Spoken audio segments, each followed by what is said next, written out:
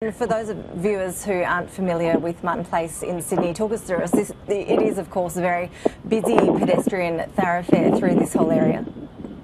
Absolutely, and at this time on a Monday morning, there would be thousands of people walking along Elizabeth Street, heading into what is the very core financial district of the city. Here on Elizabeth Street at the moment, there are people banked up on both sides, waiting to pass through. Obviously, with this siege unfolding, they're unable to pass, and also traffic has been delayed. We're seeing a few comments on social media.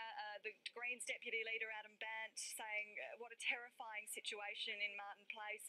Our thoughts are with people being held hostage, their families and their friends, and of course very much the sentiment that everyone would have at this stage.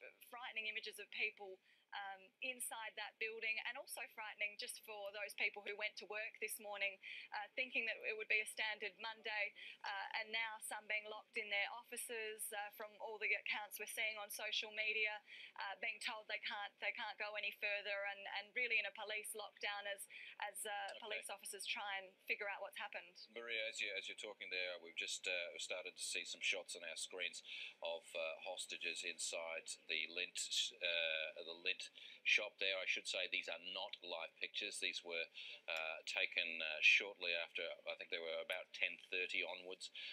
We have blurred out the faces of those hostages for obvious reasons. Now, in Canberra, it's been about 90 minutes since this siege began. Have any members of the senior members of the government come forward to talk about this at this stage, Maria?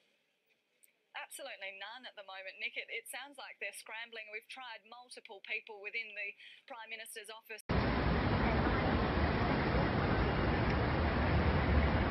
Start moving back for us. You're going to have to lock this up and start moving back. That's now. So, hey, start moving back. Lock up. Yeah, close up. Start moving back for us. Right now, mate.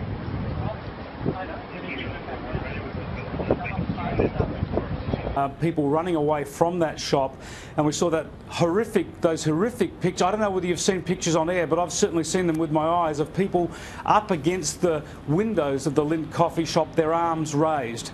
So it's a horrible situation that's developed very quickly.